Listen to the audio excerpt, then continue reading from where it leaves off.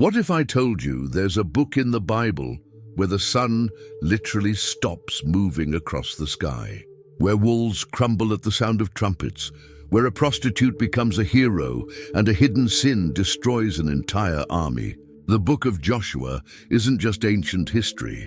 It's a war epic, a supernatural thriller, and a story of impossible faith colliding with raw reality.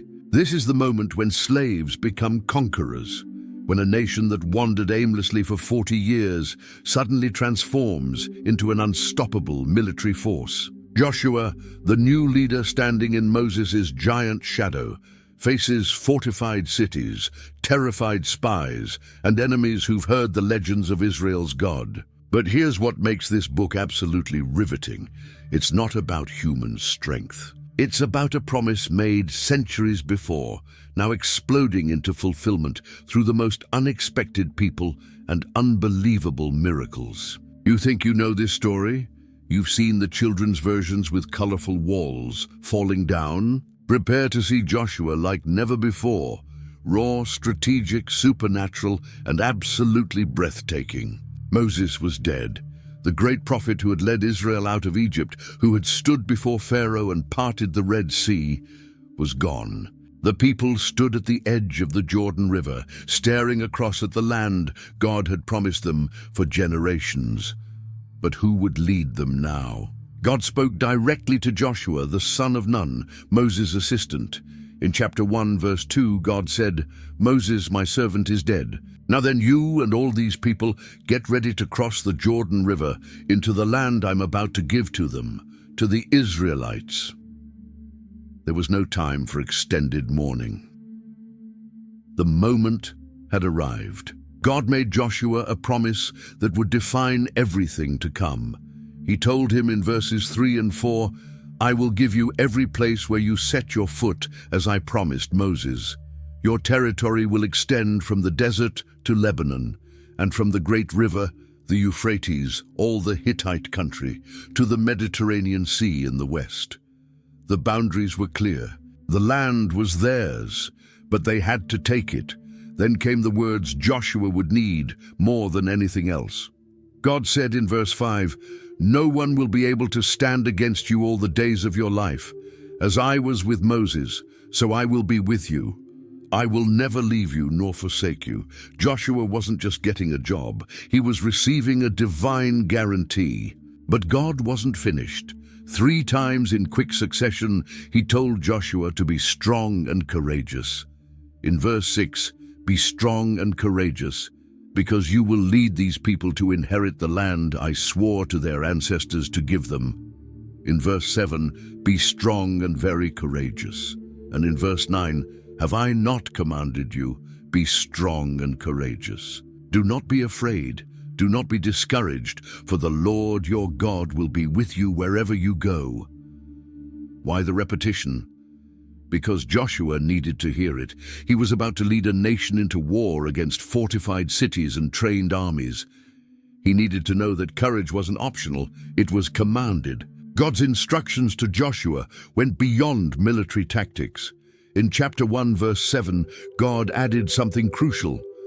"Be strong and very courageous. Be careful to obey all the law my servant Moses gave you. Do not turn from it to the right or to the left, that you may be successful wherever you go." Success wasn't going to come from brilliant strategies alone. It was tied directly to obedience to God's law.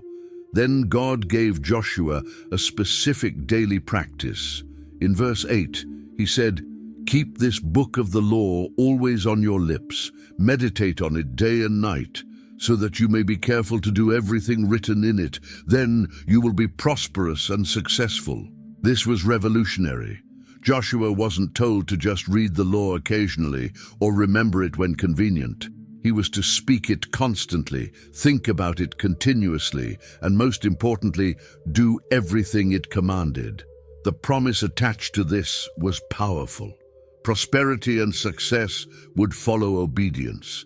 God ended his commission with a reminder in verse 9, "Do not be afraid, do not be discouraged, for the Lord your God will be with you wherever you go."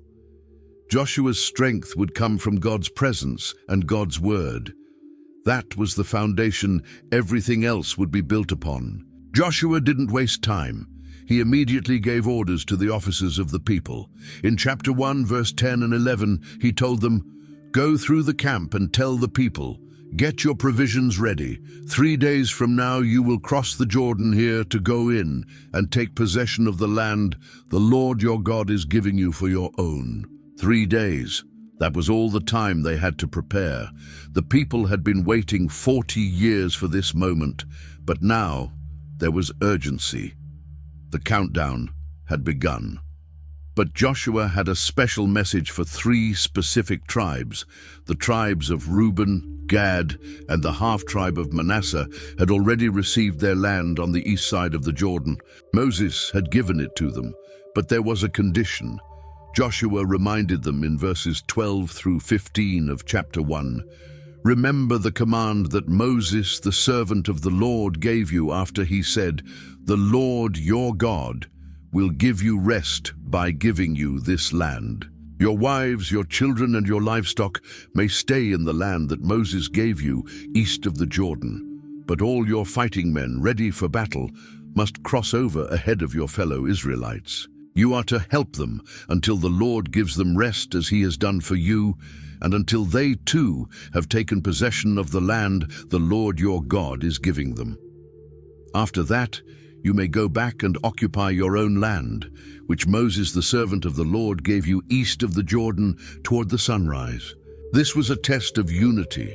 These tribes could have stayed behind, comfortable in their already conquered territory.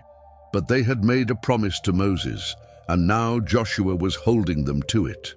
They would fight until every tribe had their inheritance. The response from these tribes was immediate and powerful.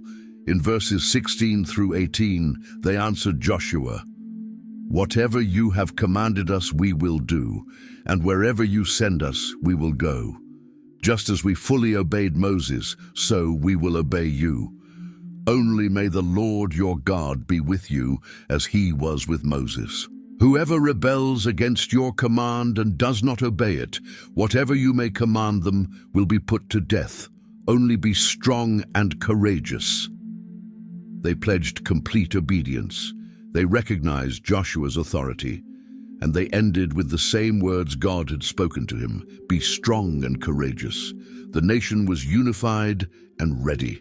Joshua secretly sent 2 spies from Shittim with a simple mission. Chapter 2, verse 1 says, "Go look over the land, especially Jericho." They went and entered the house of a prostitute named Rahab and stayed there. But someone noticed. The king of Jericho received a report that Israelite spies had come to scout out the land. He sent messengers to Rahab demanding in verse 3, "Bring out the men who came to you and entered your house, because they have come to spy out the whole land." Rahab had already hidden the men on her roof under stalks of flax. She told the king's messengers in verses 4 and 5, "Yes, the men came to me, but I did not know where they had come from. At dusk, when it was time to close the city gate, they left. I don't know which way they went. Go after them quickly. You may catch up with them." The men pursued the spies toward the fords of the Jordan, and the city gate was shut as soon as they left. Before the spies settled down for the night, Rahab went up to the roof. What she said next changed everything. In verses 9 through 11, she told them, "I know that the Lord has given you this land, and that a great fear of you has fallen on us, so that all who live in this country are melting in fear because of you. We have heard how the Lord dried up the water of the Red Sea for you when you came out of Egypt, and what you did to Sihon and Og, the 2 kings of the Amorites east of the Jordan, whom you completely destroyed.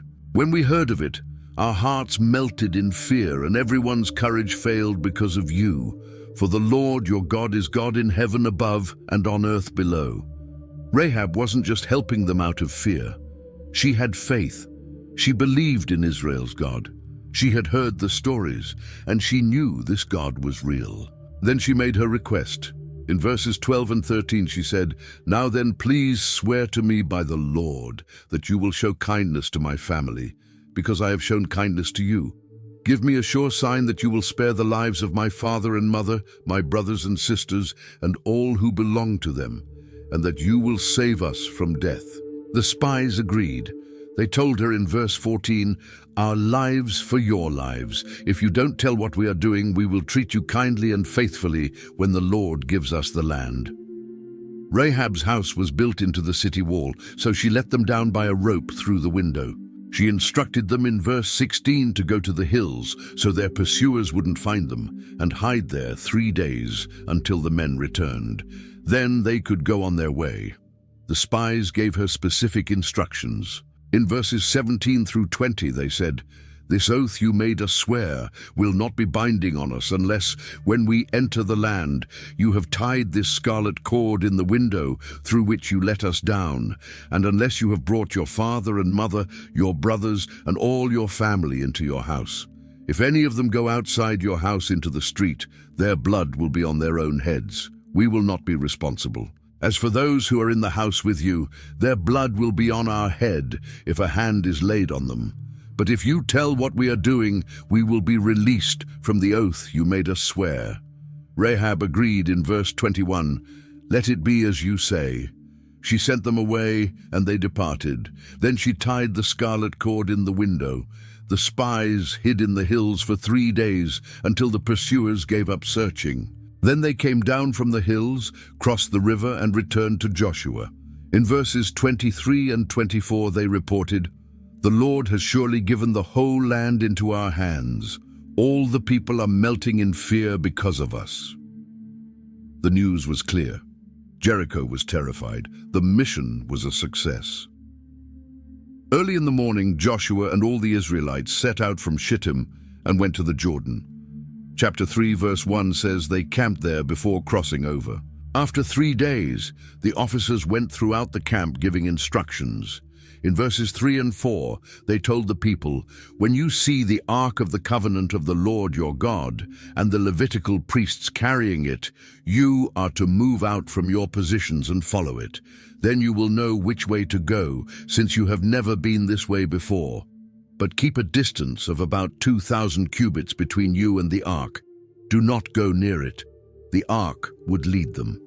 But there was something else Joshua wanted them to do. In verse 5, he said to the people, "Consecrate yourselves, for tomorrow the Lord will do amazing things among you." The next morning, God spoke to Joshua with a specific promise. In verse 7, God said, "Today I will begin to exalt you in the eyes of all Israel, so they may know that I am with you as I was with Moses." Joshua needed the people's trust, and God was about to give it to him in a powerful way. Joshua told the priests in verse 8, "When you reach the edge of the Jordan's waters, go and stand in the river." Then he called the people together and said in verses 10 through 13, "This is how you will know that the living God is among you, and that he will certainly drive out before you the Canaanites, Hittites, Hivites, Perizzites, Girgashites, Amorites, and Jebusites. See, the ark of the covenant of the Lord of all the earth will go into the Jordan ahead of you. Now then choose 12 men from the tribes of Israel, 1 from each tribe. And as soon as the priests who carry the ark of the Lord of all the earth, set foot in the Jordan, its waters flowing downstream will be cut off and stand up in a heap." This wasn't going to be a gradual parting. This was going to be immediate and undeniable. The people broke camp to cross the Jordan, with the priests carrying the ark going ahead of them. Chapter 3, verse 15 notes that the Jordan was at flood stage during harvest, overflowing its banks. This wasn't a small stream, it was a raging river. Yet the moment the priest's feet touched the water's edge, something impossible happened. Verse 16 describes it. The water from upstream stopped flowing. It piled up in a heap a great distance away at a town called Adam in the vicinity of Zarethan, while the water flowing down to the Sea of the Arabah, that is the Dead Sea, was completely cut off. So the people crossed over opposite Jericho. The priests stood firm on dry ground in the middle of the Jordan while all Israel passed by. Verse 17 says, The priests who carried the Ark of the Covenant of the Lord stopped in the middle of the Jordan and stood on dry ground, while all Israel passed by until the whole nation had completed the crossing on dry ground. Every single person crossed. Not one was left behind. The Jordan River, swollen and powerful, was held back by God's hand while his people walked through as if it were nothing. After the entire nation crossed, God gave Joshua specific instructions. In chapter 4, verses 2 and 3, God said, "Choose 12 men from among the people, one from each tribe, and tell them to take up 12 stones from the middle of the Jordan, from right where the priests are standing, and carry them over with you and put them down at the place where you stay tonight." Joshua called together the 12 men he had appointed and told them in verses 4 through 7, "Go over before the ark of the Lord your God into the middle of the Jordan. Each of you is to take up a stone on his shoulder, according to the number of the tribes of the Israelites, to serve as a sign among you. In the future, when your children ask you, 'What do these stones mean?' tell them that the flow of the Jordan was cut off before the ark of the covenant of the Lord. When it crossed the Jordan, the waters of the Jordan were cut off. These stones are to be a memorial to the people of Israel forever." The men did exactly as Joshua commanded. They took 12 stones from the middle of the Jordan and carried them to the camp at Gilgal. Joshua also set up 12 stones in the middle of the Jordan at the spot where the priests who carried the ark had stood. And verse 9 says, "They are there to this day. The priests carrying the ark remained standing in the middle of the Jordan until everything God commanded Joshua was done." Verse 10 notes that the people hurried across. About 40,000 armed men crossed over before the Lord to the plains of Jericho, ready for battle. That day, verse 14 tells us, "The Lord exalted Joshua in the sight of all Israel, and they stood in awe of him all the days of his life, just as they had stood in awe of Moses." God had kept his promise. Joshua's leadership was now unquestioned. When the priests came up out of the river carrying the ark, verse 18 says, "No sooner had they set their feet on the dry ground than the waters of the Jordan returned to their place and ran at flood stage as before." The people came up out of the Jordan on the 10th day of the first month and camped at Gilgal on the eastern border of Jericho. Joshua set up the 12 stones at Gilgal and spoke to the Israelites in verses 21 through 24. "In the future, when your descendants ask their parents, 'What do these stones mean?' tell them, 'Israel crossed the Jordan on dry ground. For the Lord your God dried up the Jordan before you until you had crossed over. The Lord your God did to the Jordan what he had done to the Red Sea when he dried it up before us until we had crossed over. He did this so that all the peoples of the earth might know that the hand of the Lord is powerful, and so that you might always fear the Lord your God." The stones weren't just for Israel. They were a testimony to the entire world. News of the Jordan crossing spread quickly. Chapter 5, verse 1 tells us, "When all the Amorite kings west of the Jordan and all the Canaanite kings along the coast heard how the Lord had dried up the Jordan before the Israelites until they had crossed over, their hearts melted in fear, and they no longer had the courage to face the Israelites. Fear was spreading through the land. But before any battles began, God had something else for Israel to do. At that time, the Lord said to Joshua in verse 2, "Make flint knives and circumcise the Israelites again." This needs explanation. Verse 5 says that all the people who came out of Egypt had been circumcised, but all those born in the wilderness during the journey had not been. The nation had been wandering for 40 years, and an entire generation had grown up uncircumcised. Joshua made flint knives and circumcised the males at a place called Gibeath Haraloth. Verse 8 says, "After the whole nation had been circumcised, they remained where they were in camp until they were healed." Then God spoke to Joshua with profound words. In verse 9, the Lord said, "Today I have rolled away the reproach of Egypt from you." The place was called Gilgal because of this. The people celebrated the Passover on the evening of the 14th day of the month while camped at Gilgal on the plains of Jericho.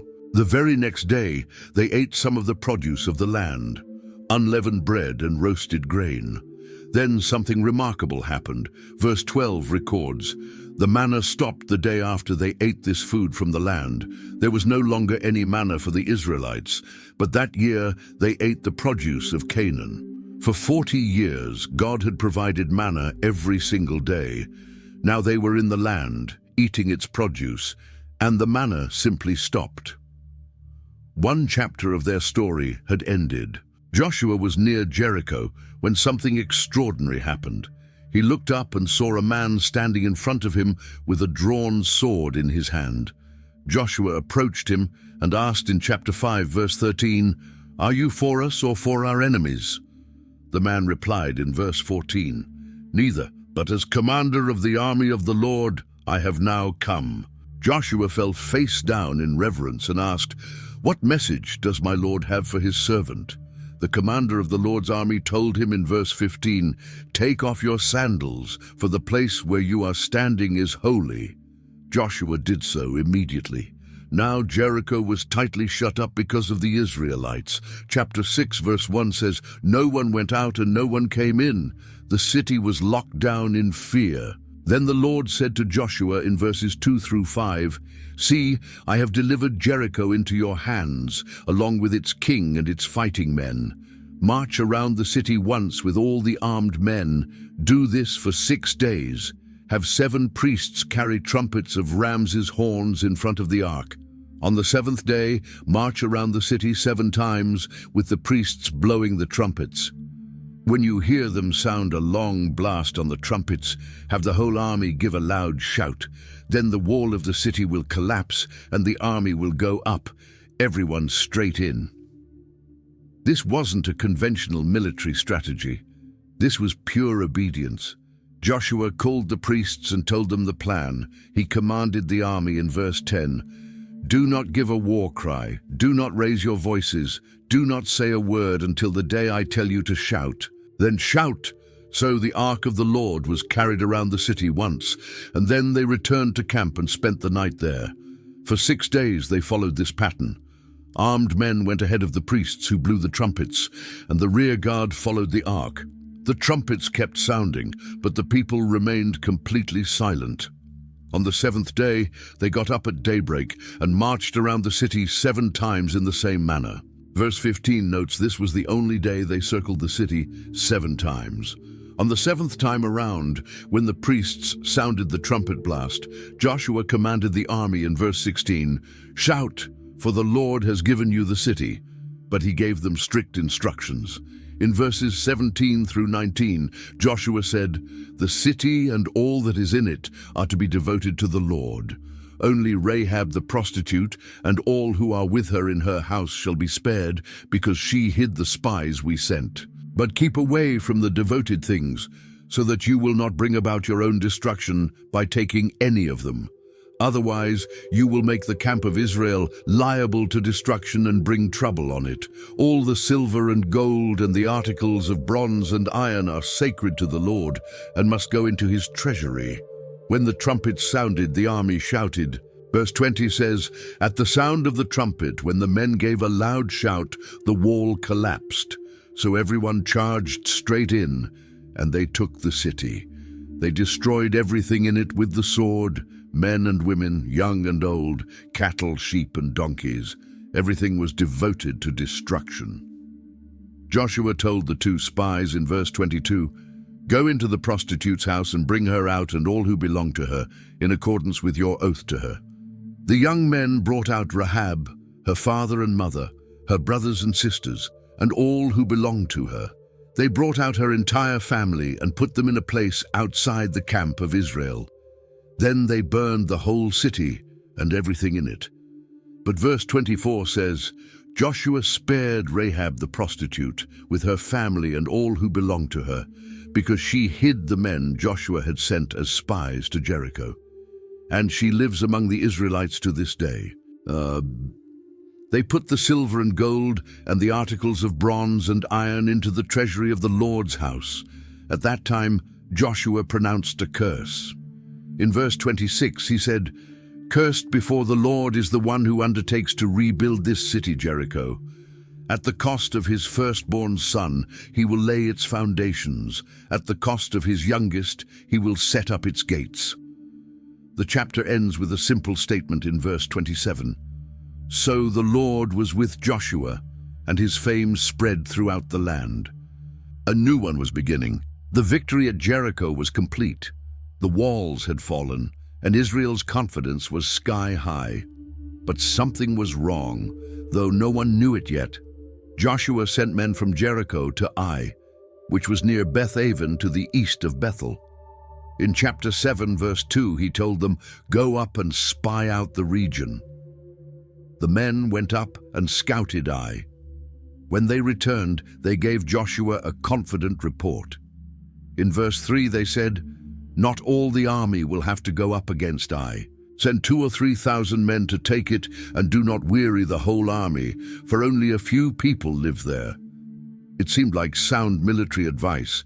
Why send the entire army against a small city? So about 3,000 warriors went up, but verse 4 says they were routed by the men of Ai, who killed about 36 of them. They chased the Israelites from the city gate as far as the stone quarries and struck them down on the slopes. The hearts of the people melted in fear and became like water.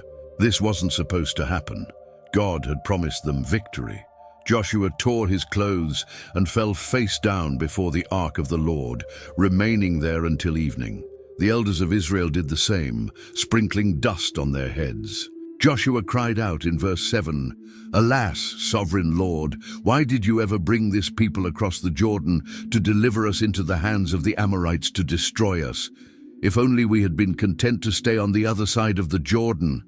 He continued in verses 8 and 9, "Pardon your servant, Lord. What can I say now that Israel has been routed by its enemies?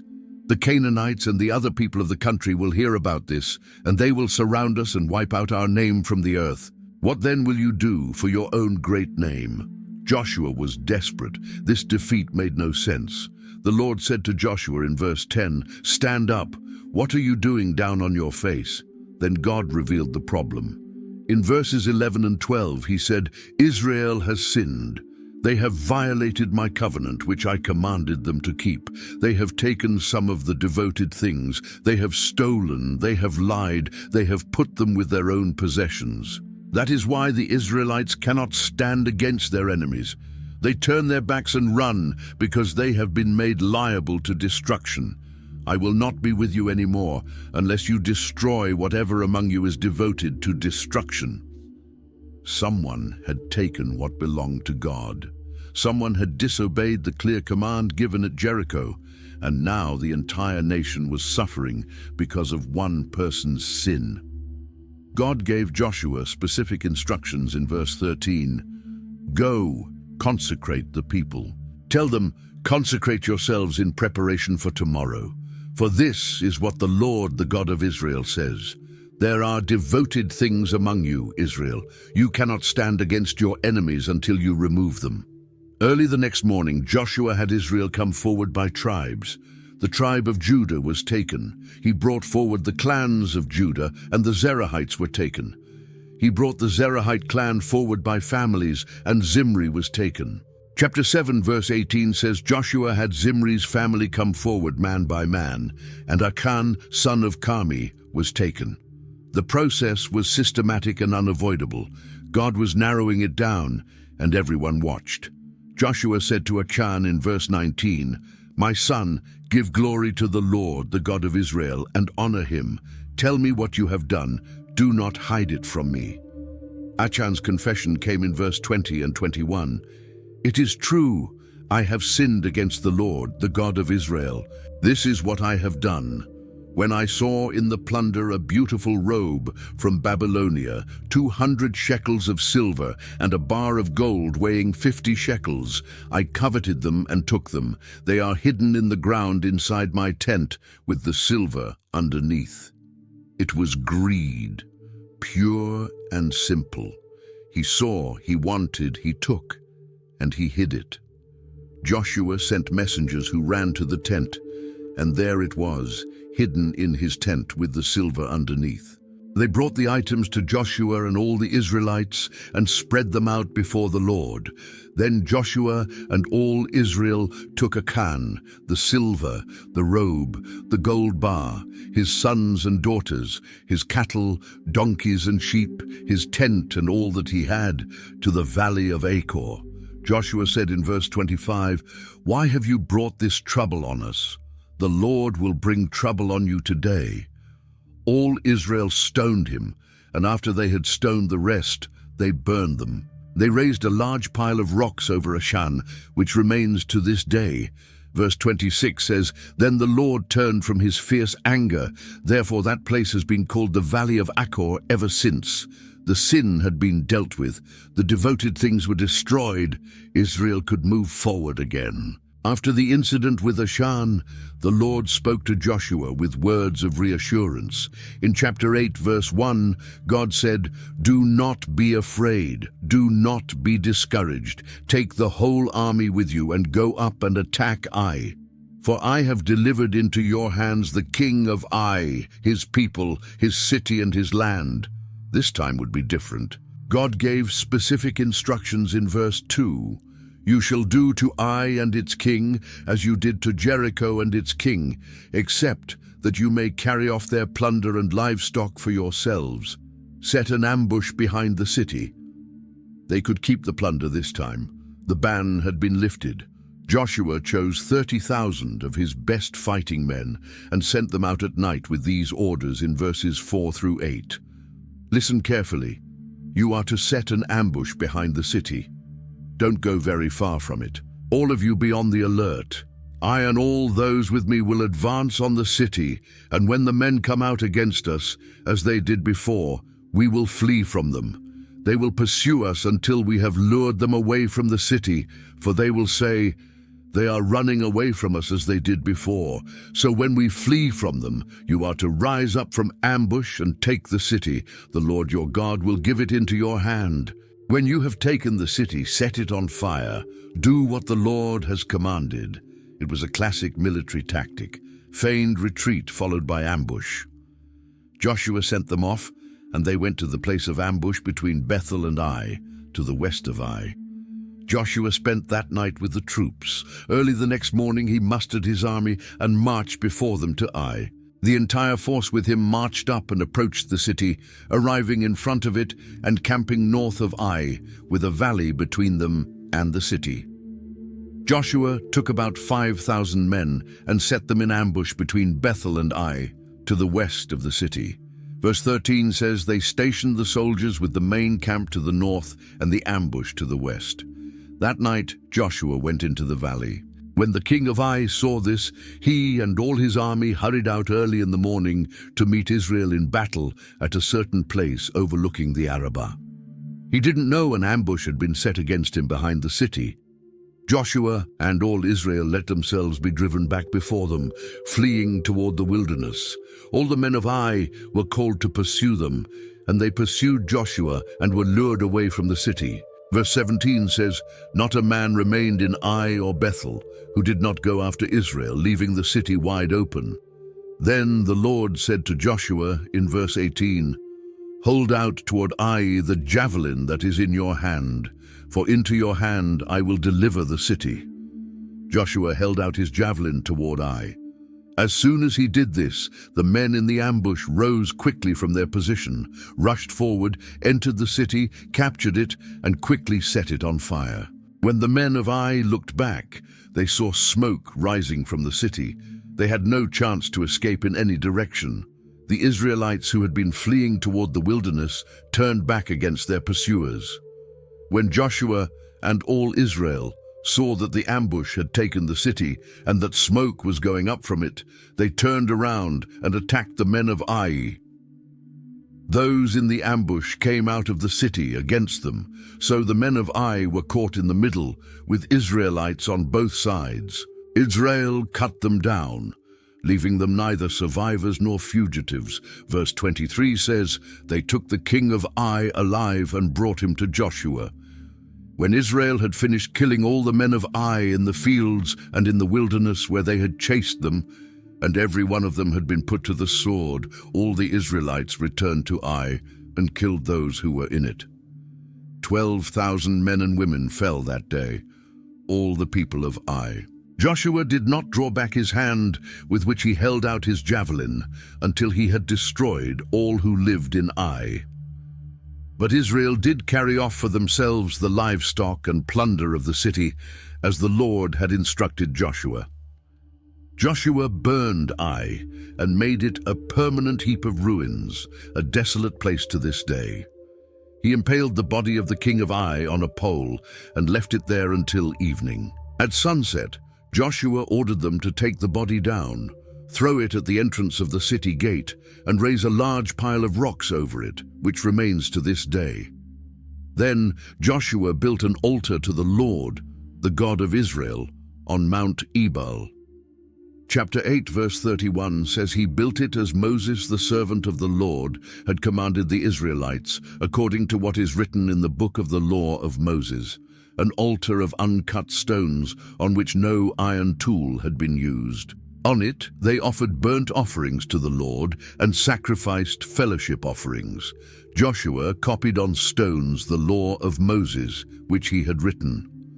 Verse 33 tells us that all the Israelites, with their elders, officials, and judges, were standing on both sides of the Ark of the Covenant of the Lord, facing the Levitical priests who carried it. Both the foreigners living among them and the native-born were there. Half of the people stood in front of Mount Gerizim and half in front of Mount Ebal, as Moses, the servant of the Lord, had formerly commanded when he gave instructions to bless the people of Israel. Afterward, Joshua read all the words of the law, the blessings and the curses, just as it is written in the book of the law. Verse 35 says, "There was not a word of all that Moses had commanded that Joshua did not read to the whole assembly of Israel, including the women and children and the foreigners who lived among them." This wasn't just a military campaign. This was about covenant, about law, about remembering who they were and whose they were. Every single person heard the entire law read aloud. News of Israel's victories spread throughout the region. When all the kings west of the Jordan heard about these things, chapter 9 verse 2 says, "They came together to wage war against Joshua and Israel." But the people of Gibeon had a different strategy. When they heard what Joshua had done to Jericho and Ai, they resorted to deception. Verse 4 says they went as a delegation wearing worn and patched sandals and old clothes. All the bread of their food supply was dry and moldy. They went to Joshua in the camp at Gilgal and said to him and the Israelites in verse 6, "We have come from a distant country. Make a treaty with us." The Israelites were suspicious. They said to the Hivites in verse 7, "But perhaps you live near us, so how can we make a treaty with you?" The Gibeonites insisted they were servants and had come from a very distant country because of the fame of the Lord. They pointed to their provisions in verses 12 and 13, saying, "This bread of ours was warm when we packed it at home on the day we left to come to you. But now see how dry and moldy it is. And these wineskins that we filled were new, but see how cracked they are. And our clothes and sandals are worn out by the very long journey." Verse 14 contains a critical mistake. The Israelites sampled their provisions but did not inquire of the Lord. They trusted their own judgment instead of asking God. Joshua made a treaty of peace with them to let them live, and the leaders of the assembly ratified it by oath. 3 days after they made the treaty, the Israelites heard that the Gibeonites were neighbors, living near them. So the Israelites set out, and on the 3rd day came to their cities, Gibeon, Kephirah, Beeroth, and Kiriath Jearim. But the Israelites did not attack them because the leaders of the assembly had sworn an oath to them by the Lord. The whole assembly grumbled against the leaders, but the leaders answered in verse 19, We have given them our oath by the Lord, the God of Israel, and we cannot touch them now. They kept their word, even though they had been deceived. But there were consequences. Joshua summoned the Gibeonites and said in verse 22, "Why did you deceive us by saying, 'We live a long way from you,' while actually you live near us?" He pronounced judgment in verse 23. "You are now under a curse. You will never be released from service as woodcutters and water carriers for the house of my God."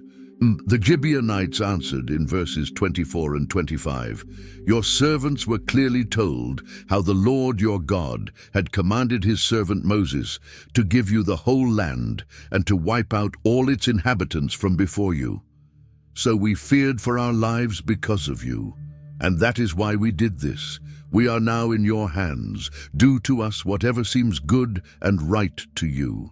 Joshua saved them from the Israelites, and they did not kill them.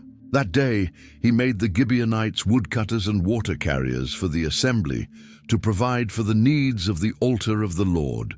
Verse 27 says, "They continue in that role to this day." The king of Jerusalem heard that Joshua had taken Ai and destroyed it, doing to Ai and its king as he had done to Jericho and its king, and that the people of Gibeon had made a treaty of peace with Israel.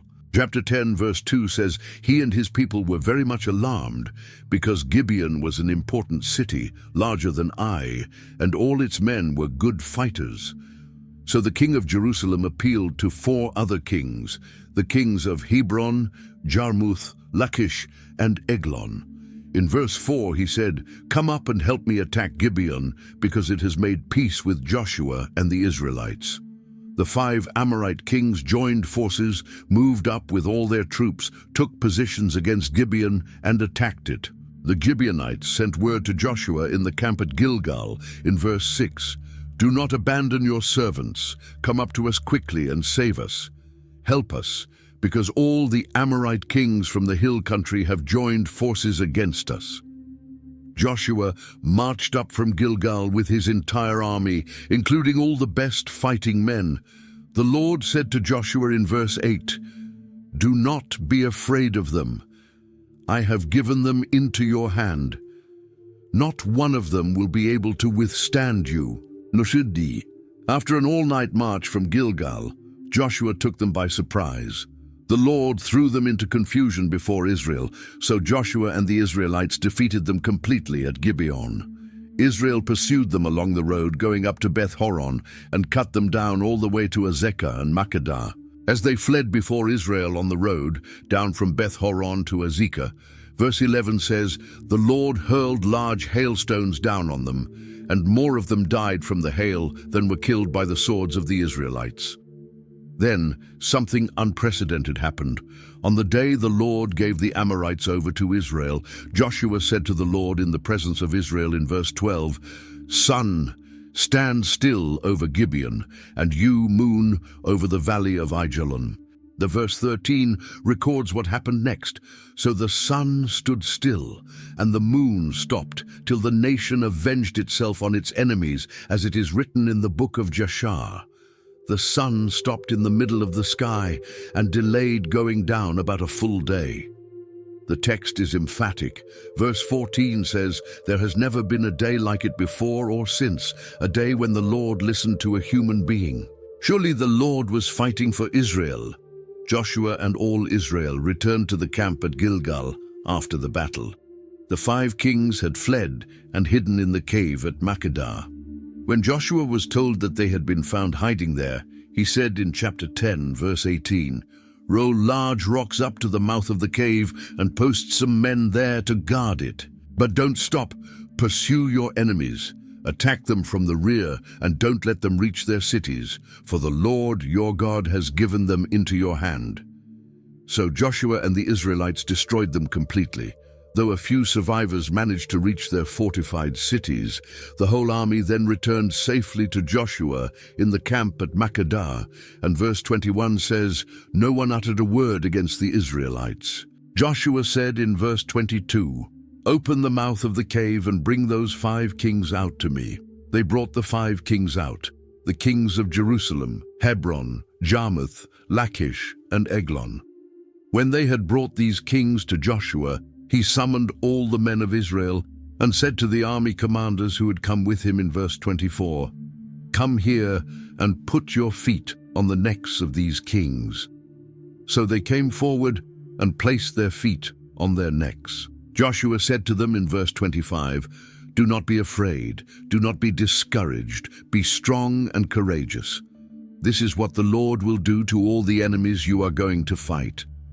Then Joshua put the kings to death and exposed their bodies on 5 poles, leaving them there until evening. At sunset, Joshua gave the order, and they took them down from the poles and threw them into the cave where they had been hiding. At the mouth of the cave, they placed large rocks, which are there to this day. That same day, Joshua took Makkedah. He put the city and its king to the sword and totally destroyed everyone in it, leaving no survivors. Then Joshua and all Israel moved on from Makkedah to Libnah and attacked it. The Lord also gave that city and its king into Israel's hand. From Libnah they went to Lachish. The king of Gaza had come up to help Lachish, but Joshua defeated him and his army, leaving no survivors. Then Joshua moved on from Lachish to Eglon, then to Hebron, then to Debir. Each city fell the same way. Verse 40 summarizes the campaign. So Joshua subdued the whole region, including the hill country, the Negev, the western foothills and the mountain slopes, together with all their kings. He left no survivors. He totally destroyed all who breathed, just as the Lord, the God of Israel, had commanded. Joshua conquered from Kadesh, Barnea to Gaza, and from the whole region of Goshen to Gibeon. All these kings and their lands Joshua conquered in one campaign. Verse 42 says, "Because the Lord, the God of Israel, fought for Israel." Then Joshua returned with all Israel to the camp at Gilgal. When Jabin, king of Hazor, heard of this, he sent word to multiple kings in the northern regions. Chapter 11, verse 4 says, "They came out with all their troops and a large number of horses and chariots, a huge army, as numerous as the sand on the seashore." All these kings joined forces and made camp together at the waters of Merom to fight against Israel. This was the largest coalition yet. The Lord said to Joshua in verse 6, "Do not be afraid of them, because by this time tomorrow I will hand all of them slain over to Israel. You are to hamstring their horses and burn their chariots." Joshua and his whole army came against them suddenly at the waters of Merom and attacked them, and the Lord gave them into the hand of Israel. They defeated them and pursued them all the way to Greater Sidon, to Misrephoth-Maim, and to the valley of Mizpah on the east, until no survivors were left. Joshua did to them as the Lord had directed. He hamstrung their horses and burned their chariots. At that time Joshua turned back and captured Hazor and put its king to the sword. Hazor had been the head of all these kingdoms. Everyone in it they put to the sword, totally destroying them. Then Joshua burned Hazor itself. Joshua took all these royal cities and their kings and put them to the sword. He totally destroyed them, as Moses, the servant of the Lord, had commanded. Yet Israel did not burn any of the cities built on their mounds, except Hazor, which Joshua burned. The Israelites carried off for themselves all the plunder and livestock of these cities, but all the people they put to the sword until they completely destroyed them, not sparing anyone that breathed. Verse 15 emphasizes, "As the Lord commanded his servant Moses, so Moses commanded Joshua, and Joshua did it. He left nothing undone of all that the Lord commanded Moses." So Joshua took this entire land, the hill country, all the Negev, the whole region of Goshen, the western foothills, the Arabah and the mountains of Israel with their foothills, from Mount Halak toward Seir to Baal Gad, in the valley of Lebanon below Mount Hermon. He captured all their kings and put them to death. Joshua waged war against all these kings for a long time. Verse 19 notes that except for the Hivites living in Gibeon, not one city made a treaty of peace with the Israelites, who took them all in battle. Verse 20 gives the theological explanation, "For it was the Lord himself who hardened their hearts to wage war against Israel, so that he might destroy them totally, exterminating them without mercy, as the Lord had commanded Moses." At that time, Joshua went and destroyed the Anakites from the hill country, from Hebron, Debir, and Anab, from all the hill country of Judah, and from all the hill country of Israel. Joshua totally destroyed them and their towns. No Anakites were left in Israelite territory. Only in Gaza, Gath, and Ashdod did any survive. So Joshua took the entire land, just as the Lord had directed Moses, and he gave it as an inheritance to Israel, according to their tribal divisions. Verse 23 concludes, "Then the land had rest from war." Joshua was now very old, and the Lord said to him in chapter 13, verse 1, "You are now very old, and there are still very large areas of land to be taken over." The conquest wasn't complete. God then listed the regions that remained. In verses 2 through 6, he described them. "This is the land that remains, all the regions of the Philistines and Geshurites, from the Shihor River on the east of Egypt to the territory of Ekron on the north. All of it counted as Canaanite, though held by the 5 Philistine rulers in Gaza, Ashdod, Ashkelon, Gath, and Ekron. The territory of the Avites on the south, all the land of the Canaanites, from Ara of the Sidonians as far as Aphek, and the border of the Amorites, the area of Byblos, and all Lebanon to the east, from Baal-Gad below Mount Hermon to Lebo-Hamath. As for all the inhabitants of the mountain regions from Lebanon to Misrephoth-Maim, that is, all the Sidonians, I myself will drive them out before the Israelites." The promise was clear. God would handle the rest, but Israel needed to do their part. In verse 6, God commanded, "Be sure to allocate this land to Israel for an inheritance, as I have instructed you, and divide it as an inheritance among the 9 tribes and half of the tribe of Manasseh." The land distribution was about to begin, even though some territories still needed to be conquered. Faith meant receiving the inheritance now and trusting God for the complete fulfillment later. The other half of Manasseh, along with the Reubenites and Gadites, had already received their inheritance. Moses had given it to them on the east side of the Jordan. Chapter 13, verse 8, confirms this arrangement. The territory of Reuben was described in detail. In verses 15 through 23, Moses had allotted to the tribe of Reuben territory that extended from Aroer on the rim of the Arnon Gorge, including the town in the middle of the gorge, and the whole plateau past Medeba to Heshbon, and all its towns on the plateau, including Dibon, Bamoth-Baal, Beth-Baal-Meon, Jahaz, Kedemoth, Mephath-Kiriathaim, Sibma, Zereth-Shahar on the hill in the valley, Beth-Peor, the slopes of Pisgah, and Beth-Jeshimoth, all the towns on the plateau and the entire realm of Sihon, king of the Amorites. Moses had defeated Sihon along with the Midianite chiefs. Verse 22 notes, "In addition to those slain in battle, the Israelites had put to the sword Balaam son of Beor, who practiced divination." The Jordan formed the boundary of the Reubenite territory on the west. The tribe of Gad received their allotment next. In verses 24 through 28, Moses gave them the territory of Jazer, all the towns of Gilead, and half the Ammonite country as far as Aroer, near Rabbah, and from Heshbon to Ramoth Mizpah and Betonim, and from Mahanaim to the territory of Debir, and in the valley Beth Haram, Beth Nimrah, Succoth, and Zaphon, with the rest of the realm of Sihon, king of Heshbon. The Jordan was the border to the eastern side of the Sea of Galilee. The half-tribe of Manasseh received a substantial portion.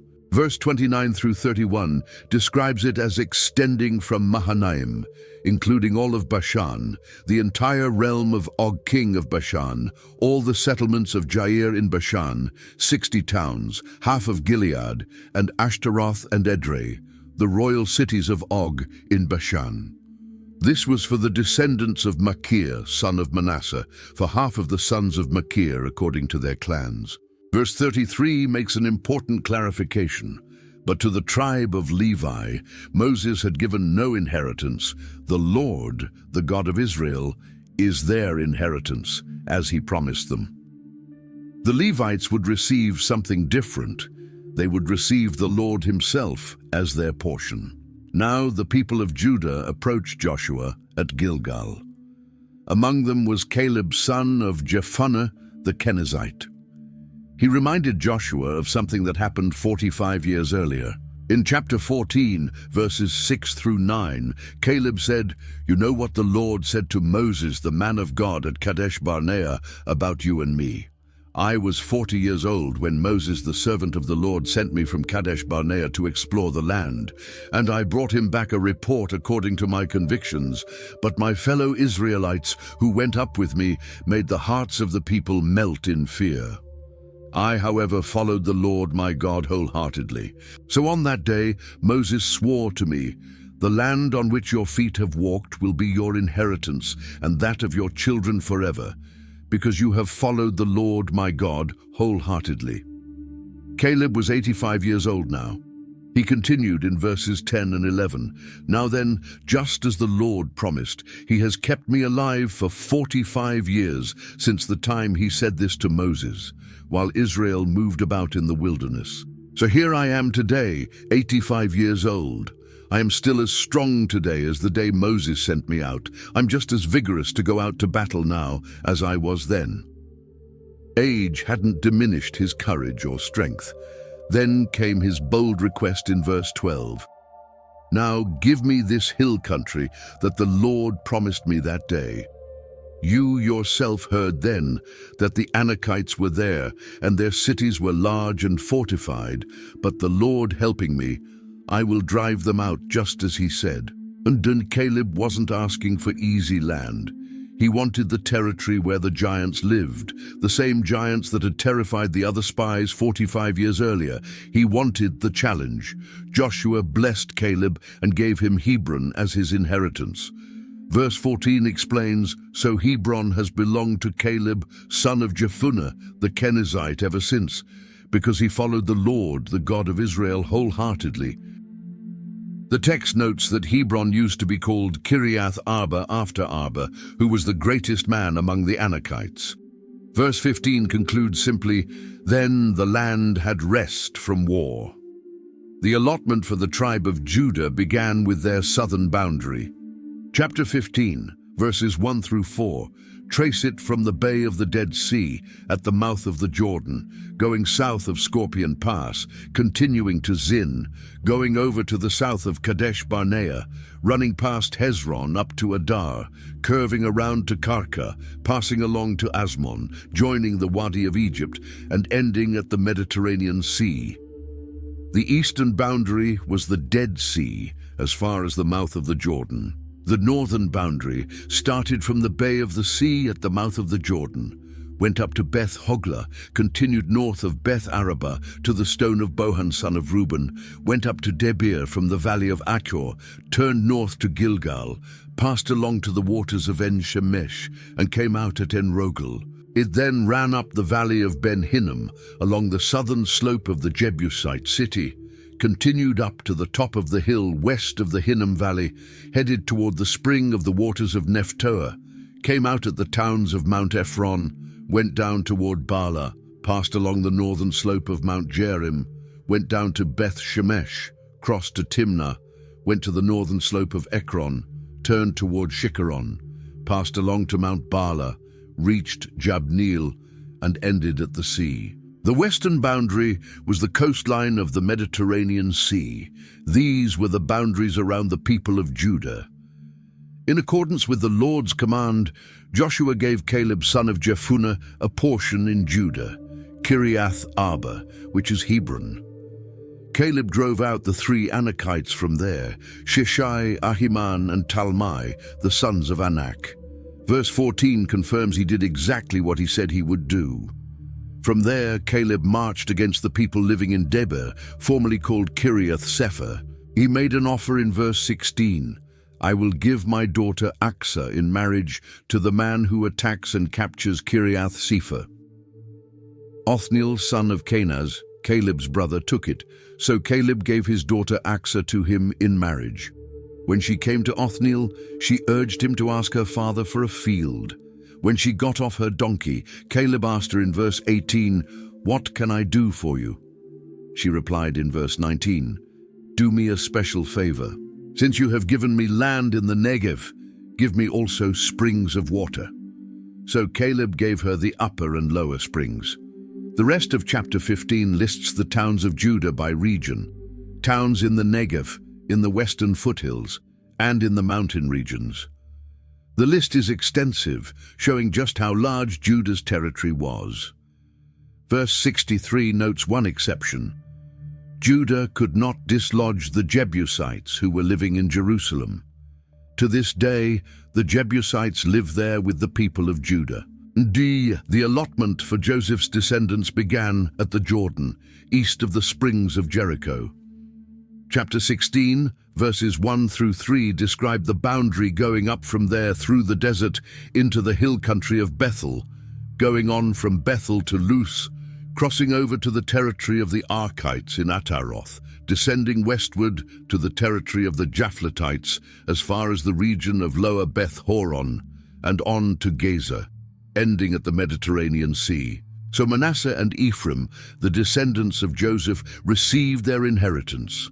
The boundary of Ephraim is detailed in verses 5 through 8, covering territory from Ataroth Adar in the east to Upper Beth Horon, continuing to the Mediterranean Sea, going to Mikmethath on the north, curving eastward to Tanath Shiloh, passing by it to Janoah on the east, going down from Janoah to Ataroth and Nara, touching Jericho and coming out at the Jordan. From Tappuah, the border went west to the Kana ravine and ended at the Mediterranean Sea. Verse 9 adds, "It also included all the towns and their villages that were set aside for the Ephraimites within the inheritance of the Manassites." But verse 10 reveals a problem. They did not dislodge the Canaanites living in Gaza. To this day, the Canaanites live among the people of Ephraim, but are required to do forced labor. The allotment for Manasseh is described in chapter 17. As the firstborn of Joseph, Manasseh received a double portion. Verse 1 notes that Machir, Manasseh's firstborn and father of Gilead, had already received Gilead and Bashan because the Machirites were great soldiers. So the allotment was for the rest of Manasseh's descendants. These included the clans of Abiezer, Helek, Asriel, Shechem, Hepher, and Shemidah, the other male descendants of Manasseh. But Zelophehad, son of Hepher, had no sons, only daughters. Their names were Mahlah, Noah, Hoglah, Milcah, and Tirzah. They approached Eleazar the priest, Joshua, and the leaders, saying in verse 4, "The Lord commanded Moses to give us an inheritance among our relatives." So Joshua gave them an inheritance along with their father's relatives, according to the Lord's command. Manasseh's share consisted of 10 tracts of land, in addition to Gilead and Bashan east of the Jordan, because the daughters of the tribe received an inheritance among the sons. The boundaries of Manasseh's territory are described in verses 7 through 10, extending from Asher to Mikmethath east of Shechem, going south to include the people living at En Tappuah, continuing to the Kana ravine with the territory of Ephraim lying south and Manasseh north, ending at the Mediterranean Sea. On the east was Issachar, and on the north was Asher. Within Issachar and Asher, Manasseh also had Bethshan, Ibleam, Dor, Endor, Tanakh, and Megiddo, together with their surrounding settlements. Yet verse 12 says, the Manassites were not able to occupy these towns, for the Canaanites were determined to live in that region. However, when the Israelites grew stronger, they subjected the Canaanites to forced labor, but did not drive them out completely. The people of Joseph spoke to Joshua, complaining in verse 14, "Why have you given us only one allotment and one portion for an inheritance? We are a numerous people, and the Lord has blessed us abundantly." Joshua answered in verse 15, If you are so numerous, and if the hill country of Ephraim is too small for you, go up into the forest and clear land for yourselves there, in the land of the Perizzites and Rephaites. The people of Joseph replied in verse 16, "The hill country is not enough for us, and all the Canaanites who live in the plain have chariots fitted with iron, both those in Beth-shan and its settlements, and those in the valley of Jezreel." Joshua said to them in verses 17 and 18, "You are numerous and very powerful. You will have not only one allotment, but the forested hill country as well. Clear it, and its farthest limits will be yours. Though the Canaanites have chariots fitted with iron, and though they are strong, you can drive them out." Joshua's message was clear. If they wanted more land, they had the strength to take it. The whole assembly of the Israelites gathered at Shiloh and set up the tent of meeting there. Chapter 18, verse 1 marks this as a significant moment, the establishment of a central worship location in the Promised Land. The country was brought under their control, but verse 2 notes that there were still 7 Israelite tribes who had not yet received their inheritance. Joshua addressed them with a challenge in verse 3. "How long will you wait before you begin to take possession of the land that the Lord, the God of your fathers, has given you?" They were being too passive. The land was theirs, but they needed to act. Joshua gave them specific instructions in verses 4 through 6.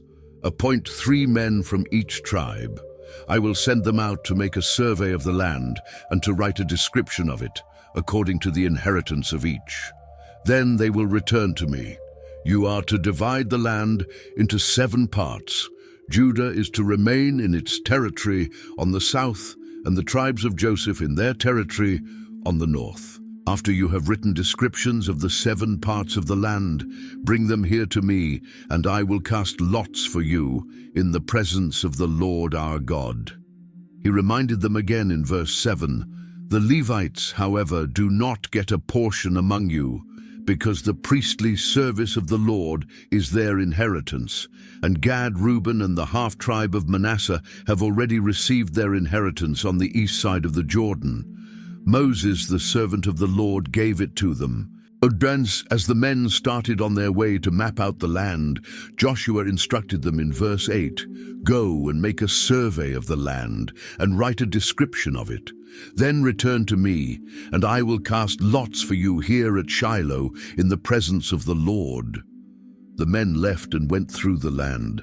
Verse 9 says they wrote its description on a scroll, town by town, in 7 parts, and returned to Joshua in the camp at Shiloh. Joshua then cast lots for them in Shiloh in the presence of the Lord, and there he distributed the land to the Israelites according to their tribal divisions. The survey was complete, and now the distribution could proceed fairly and systematically. The casting of lots wasn't random chance, it was how God made his will known. Each tribe would receive exactly what God intended for them. The process had taken time. The men had walked through the entire remaining territory, documenting every town, every region, every significant landmark. They had divided it into 7 roughly equal parts, taking into account the size and needs of each tribe. When they returned to Joshua at Shiloh with their scrolls, the moment of distribution had finally arrived. 7 tribes were waiting to hear where their inheritance would be. 7 portions of land were ready to be assigned, and Joshua, standing before the tent of meeting in the presence of the Lord, would cast lots to determine which tribe received which portion. This wasn't just an administrative task. This was the fulfillment of promises made to Abraham, Isaac, and Jacob generations earlier.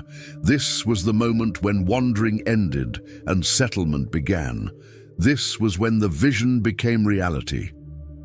The lot came up for the tribe of Benjamin first. Chapter 18, verse 11 says, "Their allotted territory lay between the tribes of Judah and Joseph. The northern boundary started at the Jordan, passed the northern slope of Jericho, headed west into the hill country, and came out at the wilderness of Beth-aven." From there it crossed to the south slope of Luz and continued down to Ataroth Adar on the hill south of Lower Beth Horon.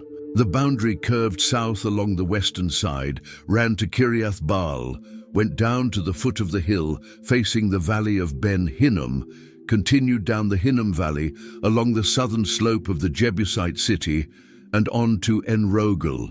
It then curved north, went to En Shemesh, continued to Geliloth, went down to the stone of Bohan, continued along the northern slope of Beth Arabah, and ended at the northern bay of the Dead Sea.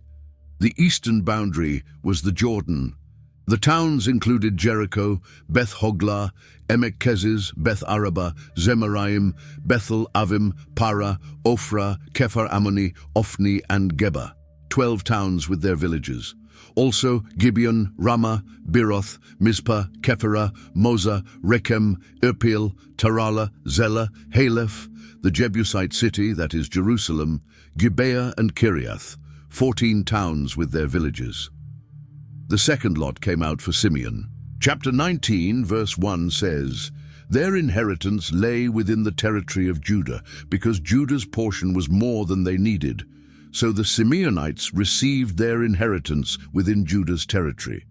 Their towns included Beersheba, Sheba, Molada, Hazar Shual, Bala, Ezem, Eltolad, Bethul, Hormah, Ziklag, Beth Markaboth, Hazar Susa, Beth Lebaoth, and Sharuhen, 13 towns with their villages. Also Ain, Rimmon, Ether, and Ashan, 4 towns with their villages. The third lot came up for Zebulun. Their boundary went as far as Sarid, ran west to Maralah, touched Dabbesheth, extended to the ravine near Jokneam, turned east from Sarid toward the sunrise to the territory of Kisloth Tabor, went on to Daberath, up to Japhia, continued east to Gath Hepher and Eth Kazin, came out at Rimmon, and turned toward Nia. The boundary circled around on the north to Hanathon and ended at the valley of Ifta El. Included were Katath, Nahalal, Shimron, Idalah, and Bethlehem, 12 towns with their villages. The fourth lot fell to Issachar. Their territory included Jezreel, Kesuloth, Shunem, Haparaim, Shion, Anaharath, Rabbith, Kishion, Ebez, Remeth, En-Ganim, En-Hada, and Beth-Pazez. The boundary touched Tabor, Shahzuma, and Beth-Shemesh, ending at the Jordan, 16 towns with their villages. The fifth lot came out for Asher. Their territory included Helkath, Hali, Beton, Akshaph, Alamelech, Amad, and Mishal. On the west, the boundary touched Carmel and Shihor-Libnath, turned east toward Beth Dagon, touched Zebulun and the valley of Ifta El, went north to Beth Emek and Nile, passing Kabul on the left, went to Abdon, Rehob, Hammon, and Canaa, as far as Greater Sidon, turned back toward Ramah, went to the fortified city of Tyre, turned toward Hosa, and came out at the Mediterranean Sea. The sixth lot fell to Naphtali. Their boundary went from Heleph and the large tree in Zananim, passing Adami Nekeb and Jabneel to Lakum and ending at the Jordan. The boundary ran west through Aznoth Tabor, came out at Hukkok, touched Zebulun on the south, Asher on the west, and the Jordan on the east. The fortified towns included Ziddim, Zer, Hamath, Rakath, Kinnereth, Adamah, Ramah, Hazor, Kedesh, Idrei, En-Hazor, Iron, Migdal-El, Horem, Bethanath, and Beth-Shemesh, 19 towns with their villages. The seventh lot came out for Dan. Their territory included Zorah, Eshtaol, Ir-Shemesh, Shalabin, Aijalon, Ithla, Elon, Timnah, Ekron, Elteke, Gibbethon, Baalath, Jehud, Beni-Berak, Gath-Rimmon, Mejarkon, and Rakon, with the area facing Joppa. But verse 47 notes the Danites had difficulty taking possession of their territory. So they went up and attacked Leshem, took it, put it to the sword, occupied it, and settled in Leshem, naming it Dan after their ancestor. When they finished dividing the land into its allotted portions, the Israelites gave Joshua, son of Nun, an inheritance among them. Verse 50 says, "They gave him the town he asked for, Timnath-Serah in the hill country of Ephraim, and he built up the town and settled there. These were the territories that Eleazar the priest, Joshua son of Nun, and the heads of the tribal clans of Israel, assigned by lot at Shiloh, in the presence of the Lord, at the entrance to the tent of meeting. Verse 51 concludes, "And so they finished dividing the land." The Lord spoke to Joshua with specific instructions. In chapter 20, verse 2, he said, "Tell the Israelites to designate the cities of refuge, as I instructed you through Moses, to which a person who has killed someone accidentally and unintentionally may flee and find protection from the avenger of blood." These cities would provide safety for someone who caused a death without meaning to. The process was clearly defined. Verse 4 explains, "When they flee to one of these cities, they are to stand in the entrance of the city gate and state their case before the elders of that city. Then the elders are to admit the fugitive into their city and provide a place to live among them. If the avenger of blood came in pursuit, the elders were not to surrender the fugitive, because verse 5 says, "The fugitive killed their neighbor unintentionally and without malice aforethought." D. The person would stay in that city until they stood trial before the assembly and until the death of the high priest who was serving at that time. Then they could return home to their own town from which they fled. 6 cities were designated. Verse 7 lists them. So they set apart Kadesh in Galilee in the hill country of Naphtali, Shechem in the hill country of Ephraim, and Kiriath Arba, that is Hebron, in the hill country of Judah. Verse 8 adds 3 more on the east side of the Jordan, east of the Jordan. On the other side from Jericho, they designated Bezer in the wilderness on the plateau in the tribe of Reuben, Ramoth in Gilead in the tribe of Gad, and Golan in Bashan in the tribe of Manasseh. These 6 cities served a crucial purpose. Verse 9 summarizes, "Any of the Israelites or any foreigner residing among them who killed someone accidentally could flee to these designated cities and not be killed by the avenger of blood prior to standing trial before the assembly." Justice and mercy worked together. The guilty would face trial, but the innocent would have protection. The family heads of the Levites approached Eleazar the priest, Joshua son of Nun, and the heads of the other tribal families at Shiloh in Canaan. Chapter 21, verse 2 records their request. "The Lord commanded through Moses that you give us towns to live in, with pasture lands for our livestock." The Israelites obeyed. Out of their own inheritance, they gave the Levites towns and pasture lands, as the Lord had commanded. The allotments were determined by lot. The Kohathite clans of the Levites received towns from Judah, Simeon, and Benjamin. Verse 5 says, "The rest of Kohath's descendants were allotted towns from the clans of Ephraim, Dan, and the half-tribe of Manasseh. The descendants of Gershon were allotted towns from the clans of Issachar, Asher, Naphtali, and the half-tribe of Manasseh in Bashan. The descendants of Merari received towns from Reuben, Gad, and Zebulun. The Kohathite clans, who were descendants of Aaron the priest, received 13 towns from Judah, Simeon, and Benjamin. These included Kiriath Arba, that is, Hebron, with its surrounding pasture lands in the hill country of Judah, though verse 12 notes the fields and villages around the city had been given to Caleb. So to the descendants of Aaron the priest, they gave Hebron, a city of refuge for one accused of murder, Libnah, Jatir, Eshtemoa, Holon, Debir, Ain, Juttah, and Beth Shemesh, together with their pasture lands, 9 towns from these 2 tribes. From the tribe of Benjamin, they gave them Gibeon, Geba, Anathoth, and Almon, together with their pasture lands, 4 towns. Verse 19 totals them. The towns of the priests, the descendants of Aaron, came to 13, together with their pasture lands. The rest of the Kohathite clans of the Levites were allotted towns from Ephraim. In the hill country of Ephraim, they were given Shechem, a city of refuge, Gezer, Kibzaim, and Beth Horon, together with their pasture lands, 4 towns. From Dan they received Eltekeh, Gibbethon, Aijalon, and Gath-Rimmon, 4 towns. From half the tribe of Manasseh they received Tanakh and Gath-Rimmon, 2 towns. These 10 towns and their pasture lands went to the rest of the Kohathite clans.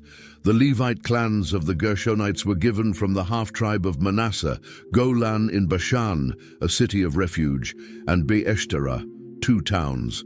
From Issachar, Kishion, Daberath, Jarmuth, and En-Ganim, 4 towns. From Asher, Mishal, Abdon, Helkath, and Rehob, 4 towns. From Naphtali, Kedesh in Galilee, a city of refuge. Hamath, Dor, and Kartan, 3 towns. The total for the Gershonite clans came to 13 towns. The Merarite clans received from Zebulun, Jokneam, Karta, Dimnah, and Nahalal, 4 towns. From Reuben, Bezer, Jahaz, Kedemoth, and Mephath, 4 towns. From Gad, Ramoth in Gilead, a city of refuge. Mahanaim, Heshbon, and Jazer, 4 towns. The total allotted to the Merarite clans came to 12 towns. Verse 41 provides the final count. The towns of the Levites in the territory held by the Israelites were 48 in all, together with their pasture lands. Each town had pasture lands surrounding it. This was true for all these towns. The Levites, who had no territorial inheritance like the other tribes, now had 48 cities scattered throughout all of Israel. They would live among all the tribes, serving as priests and teachers of the law. Verse 43 marks a significant milestone. So the Lord gave Israel all the land he had sworn to give their ancestors, and they took possession of it and settled there. Verse 44 continues, the Lord gave them rest on every side, just as he had sworn to their ancestors. Not one of their enemies withstood them. The Lord gave all their enemies into their hands. The conquest was complete. The distribution was finished.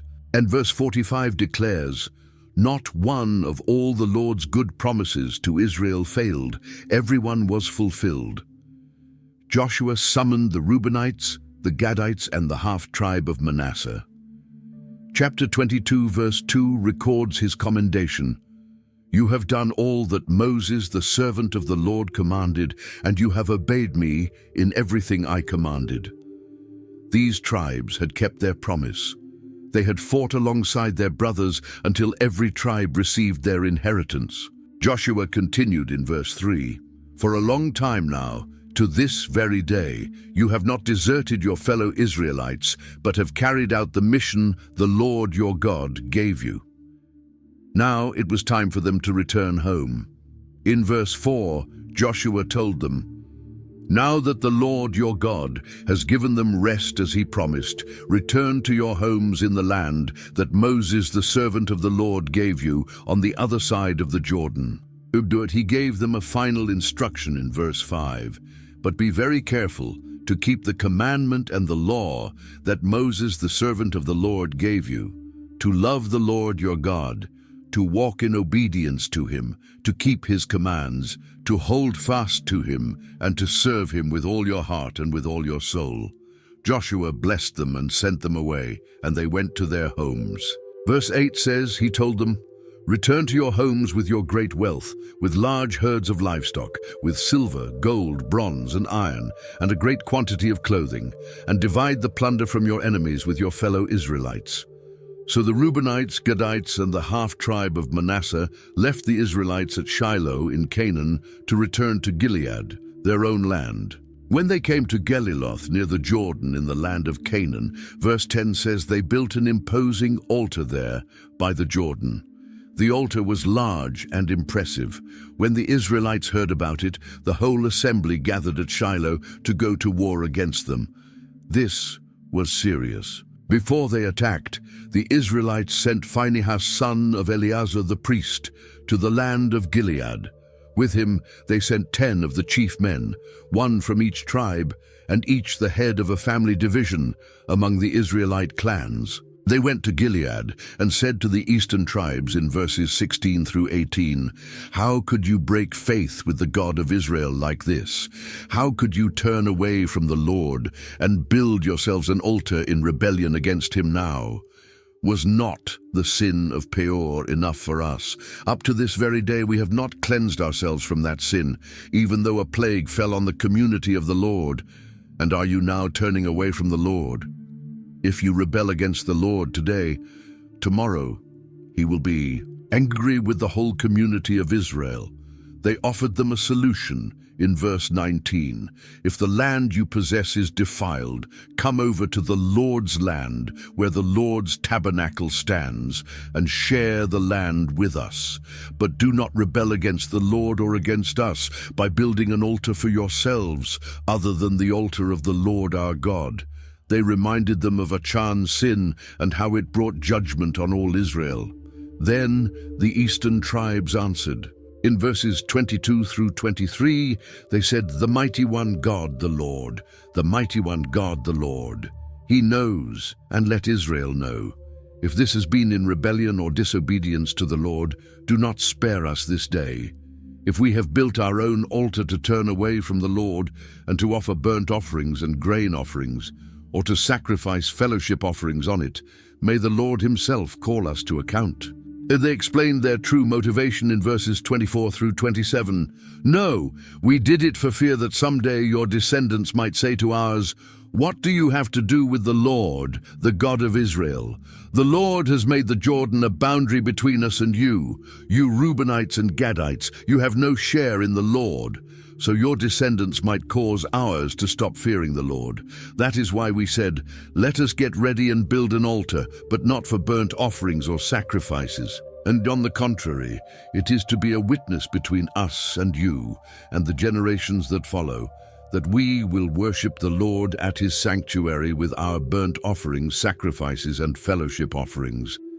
Then in the future, your descendants will not be able to say to ours, 'You have no share in the Lord.'" The altar wasn't for worship.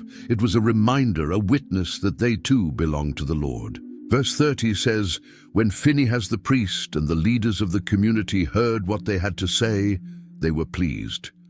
Phinehas responded in verse 31, "Today we know that the Lord is with us, because you have not been unfaithful to the Lord in this matter. Now you have rescued the Israelites from the Lord's hand." They returned to Canaan and reported to the Israelites, who were glad to hear the report. They talked no more about going to war. The Reubenites and Gadites gave the altar this name in verse 34, "A witness between us that the Lord is God." A long time had passed. Israel had been in the land for many years and had rest from all their enemies around them. Joshua was now very old. Chapter 23 verse 2 says he summoned all Israel, their elders, leaders, judges, and officials, and said to them, "I am very old." He began recounting what they had witnessed. In verse 3 he told them, "You yourselves have seen everything the Lord your God has done to all these nations for your sake. It was the Lord your God who fought for you." Joshua reminded them in verse 4, "Remember how I have allotted as an inheritance for your tribes all the land of the nations that remain, the nations I conquered, between the Jordan and the Mediterranean Sea in the west." The promise still stood. Verse 5 declared, "The Lord your God himself will push them out for your sake. He will drive them out before you, and you will take possession of their land, as the Lord your God promised you." But this came with responsibility. Joshua urged them in verse 6, "Be very strong. Be careful to obey all that is written in the book of the law of Moses, without turning aside to the right or to the left." He gave them specific warnings in verses 7 and 8. "Do not associate with these nations that remain among you. Do not invoke the names of their gods or swear by them. You must not serve them or bow down to them. But you are to hold fast to the Lord your God, as you have until now." God had been faithful. Verse 9 states, "The Lord has driven out before you great and powerful nations. To this day, no one has been able to withstand you." Verse 10 adds, "One of you routs 1,000, because the Lord your God fights for you, just as he promised." Then came the essential command in verse 11, "So be very careful to love the Lord your God." Joshua warned them of the consequences of disobedience. In verses 12 and 13 he said, "But if you turn away and ally yourselves with the survivors of these nations that remain among you, and if you intermarry with them and associate with them, then you may be sure that the Lord your God will no longer drive out these nations before you. Instead, they will become snares and traps for you, whips on your backs and thorns in your eyes, until you perish from this good land, which the Lord your God has given you." Joshua's tone became even more urgent. In chapter 23, verse 14, he declared, "Now I am about to go the way of all the earth. You know with all your heart and soul that not one of all the good promises the Lord your God gave you has failed. Every promise has been fulfilled, not one has failed." But he balanced this with a sobering warning in verse 15. "But just as all the good things the Lord your God has promised you have come to you, so he will bring on you all the evil things he has threatened, until the Lord your God has destroyed you from this good land he has given you." The consequences of breaking the covenant were clear. Verse 16 spelled it out. "If you violate the covenant of the Lord your God, which he commanded you, and go and serve other gods and bow down to them, the Lord's anger will burn against you, and you will quickly perish from the good land he has given you." Then Joshua gathered all the tribes of Israel at Shechem. Chapter 24, verse 1 says he summoned the elders, leaders, judges, and officials of Israel, and they presented themselves before God. Joshua began recounting their entire history. In verse 2 he said, "This is what the Lord, the God of Israel, says. Long ago your ancestors, including Terah, the father of Abraham and Nahor, lived beyond the Euphrates River and worshipped other gods." He continued in verses 3 and 4, "But I took your father Abraham from the land beyond the Euphrates and led him throughout Canaan and gave him many descendants. I gave him Isaac, and to Isaac I gave Jacob and Esau. I assigned the hill country of Seir to Esau, but Jacob and his family went down to Egypt." The story moved to Egypt. In verse 5, Joshua said, "Then I sent Moses and Aaron, and I afflicted the Egyptians by what I did there, and I brought you out." He reminded them in verse 6, "When I brought your people out of Egypt, you came to the sea, and the Egyptians pursued them with chariots and horsemen as far as the Red Sea." God had rescued them. Verse 7 continues, "But they cried to the Lord for help, and he put darkness between you and the Egyptians. He brought the sea over them and covered them. You saw with your own eyes what I did to the Egyptians. Then you lived in the wilderness for a long time." Joshua described the conquest east of the Jordan in verses 8 through 10, mentioning how God delivered the Amorites into their hands, how Balak tried to fight them and summoned Balaam to curse them, but God turned the curse into a blessing and saved them. He continued in verses 11 and 12, "Then you crossed the Jordan and came to Jericho. The citizens of Jericho fought against you, as did also the Amorites, Perizzites, Canaanites, Hittites, Girgashites, Hivites, and Jebusites, but I gave them into your hands. I sent the hornet ahead of you, which drove them out before you, also the 2 Amorite kings. You did not do it with your own sword and bow." The conclusion was powerful. Verse 13 declared, "So I gave you a land on which you did not toil, and cities you did not build, and you live in them and eat from vineyards and olive groves that you did not plant." Everything they had was a gift from God. After rehearsing all God had done, Joshua presented them with a choice. In chapter 24, verse 14, he said, "Now fear the Lord and serve him with all faithfulness. Throw away the gods your ancestors worshipped beyond the Euphrates River and in Egypt, and serve the Lord." Then came the famous declaration. Verse 15 records Joshua's challenge. "But if serving the Lord seems undesirable to you, then choose for yourselves this day whom you will serve, whether the gods your ancestors served beyond the Euphrates, or the gods of the Amorites, in whose land you are living. But as for me and my household, we will serve the Lord." The choice was theirs. Joshua had made his decision, but they needed to make theirs. He wasn't forcing them. He was calling them to decide. The people responded immediately in verse 16, "Far be it from us to forsake the Lord, to serve other gods." They explained their reasoning in verses 17 and 18, continuing, "It was the Lord our God himself who brought us and our parents up out of Egypt, from that land of slavery, and performed those great signs before our eyes. He protected us on our entire journey and among all the nations through which we traveled. And the Lord drove out before us all the nations, including the Amorites, who lived in the land. We too will serve the Lord, because he is our God." They seemed committed, but Joshua wanted them to understand the seriousness of what they were saying. In verses 19 and 20, he told them, "You are not able to serve the Lord. He is a holy God. He is a jealous God. He will not forgive your rebellion and your sins. If you forsake the Lord and serve foreign gods, he will turn and bring disaster on you and make an end of you after he has been good to you." This wasn't a casual commitment. This was a covenant with a holy God who demanded exclusive loyalty. But the people insisted in verse 21, "No, we will serve the Lord." Joshua pressed them further in verse 22, "You are witnesses against yourselves that you have chosen to serve the Lord." They confirmed, "Yes, we are witnesses." Joshua gave them one final instruction. In chapter 24, verse 23, he said, "Now then, throw away the foreign gods that are among you, and yield your hearts to the Lord, the God of Israel." The people declared in verse 24, "We will serve the Lord our God and obey him." On that day at Shechem, Joshua made a covenant for the people.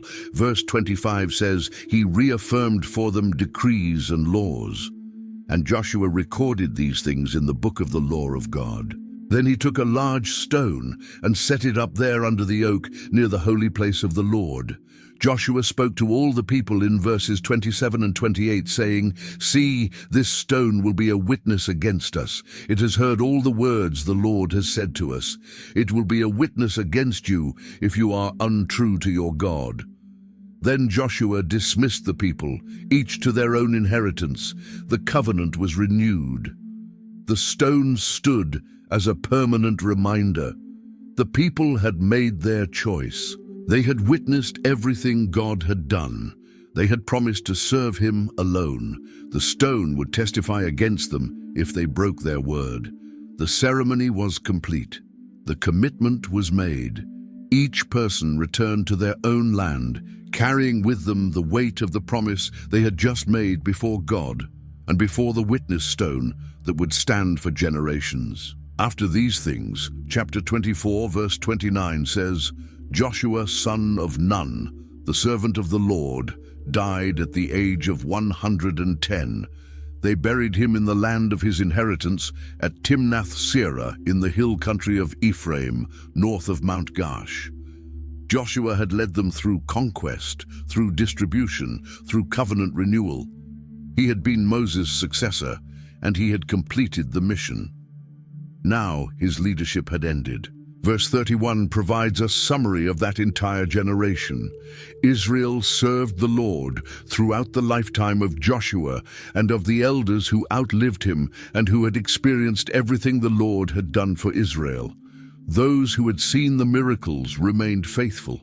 They remembered the Jordan crossing, the fall of Jericho, the day the sun stood still, the conquest of the land. Their faith was built on experience, on witnessed events, on undeniable proof of God's power and faithfulness.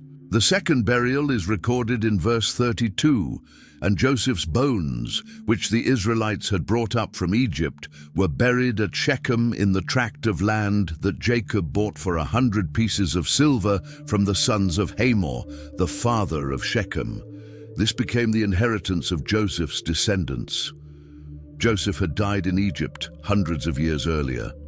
Before his death, he had made the Israelites swear an oath that when God brought them up out of Egypt, they would carry his bones with them. They had kept that promise.